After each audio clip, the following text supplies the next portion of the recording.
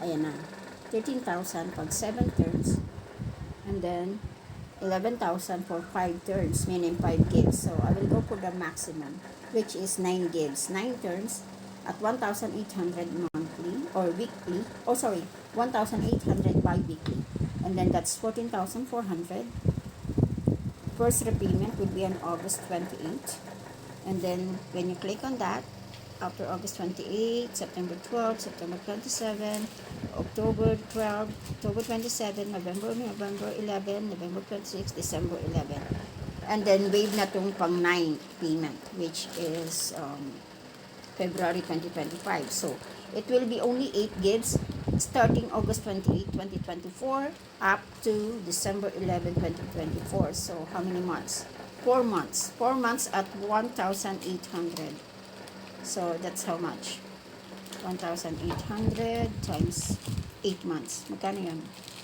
Anak. Anyway, so, that's just grabe. Service fee, 540.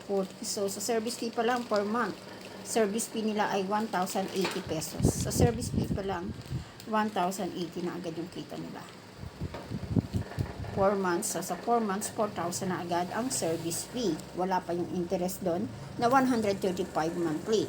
And then, so since walang pera ang lola mo, enrollment, bilihan ng gamit, books, uniform, etc. So, we need to grab this. Okay? So, first repayment, August 28. And then, withdraw pa rin gusto i-withdraw sa aking e-wallet or sa GCash. Ayan. So, this loan will expire soon. So, bago mag-expire yan, i-grab na natin. Click submit button. There. Ayun pala. Click the agreement below. Tick on the box and then click submit. When you click submit, we're checking your application. Nagche-check pa pala. So hindi siya automatic. They need to check your credit history. Oh, so yung 9,000, naging 14,000. Imagine that. 5K ang tubo nila in 4 months. So, tumutubo siya ng 1,000 per month. Should I get this or decline this? 9K na lang. Anyway, I'll grab this. Anyway, 4 months naman eh. So, mahaba yung terms niya. 4 months at 1,000 per month. Ayan. So, your loan has been approved from 9,000.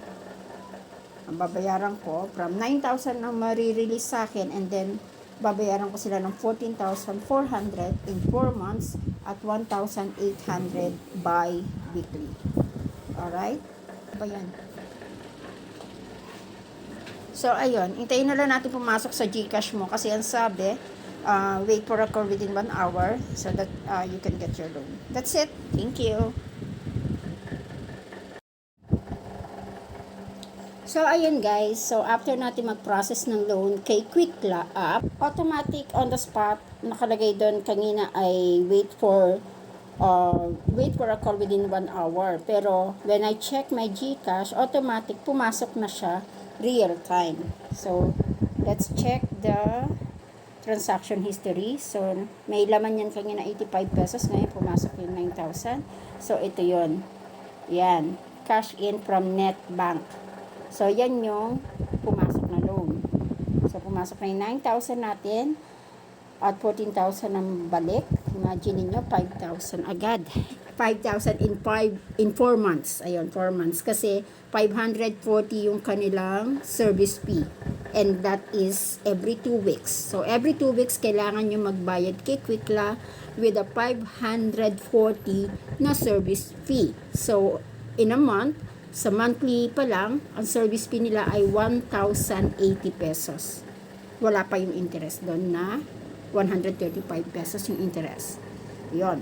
So, 4 months to pay at makaka-receive din kayo ng text notification confirming na na-approve kayo, na na-credit na sa account nyo. Okay? So, that's it. I hope this vlog will help you to decide if you will grab a loan from Quickla. So, yan.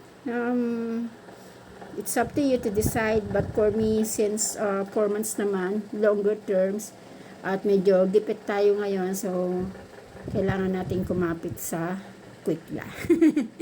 Thank you guys. Thanks for watching. Don't forget to subscribe and follow me in Facebook. Thank you. Bye. So, ayan na guys. So, balik ulit tayo. Tapos na tayo kay GCash. Pumasok na yung pera kay GCash. So, balik tayo kay Quickla app. So, pagbalik mo kay Quickla app, you will see your due dates. Your due date is every 15 days.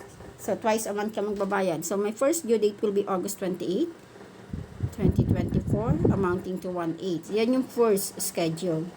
Okay, so 7% per day pag na-late ka. So, iwasan yung ma-late kahit isang araw lang.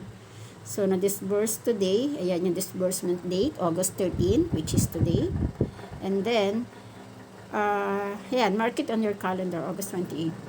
And then, when you click here on the right tab, repay.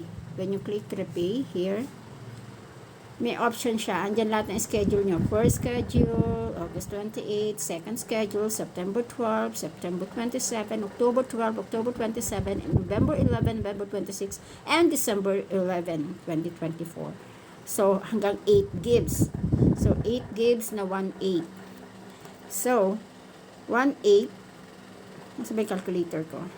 1.8 times 8. So, that's a total of 14,400. So, yung kinuha natin pera ay only 9,000. Tapos, babayaran natin siya ng 14,400. So, tumataginting na 5,400 ang tubo ni Quickla in 4 months. 4 months, 8 gives. Okay? So, 14,400 minus 9,000. So, ayun, 5,400 ang tubo, i-divide natin sa 4 months. So, monthly, ang interest niya ay 1,350. Yun na yun. So, pag gusto nyo magbayad in advance, click nyo lang yan. O, kung tatlo gusto nyo bayaran, ayan na yung total. Yan, then click repay. So, let's say, halimbawa lang, magbabayad ako ng advance for August 28. Click repay. So, sa August 28 po naman yan, no?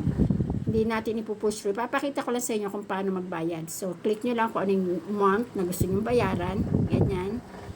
And then, since isa lang ang gusto ko bayaran, so, August 28, 1,800. Click repay. And then, nandiyan na yung mga payment. Kung anong gusto nyo payment. Pwedeng bank transfer. Pwedeng bills payment via GCash. Normally, GCash naman eh.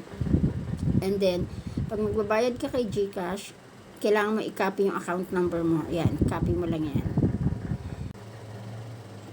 By the way, yung payment number, naiiba yan. Every month, each month, naiiba yung number mo, yung payment number. So, make sure na i-copy mo at tama yung ipipaste mo kay GCash. So, pagdating kay GCash, click mo lang bills.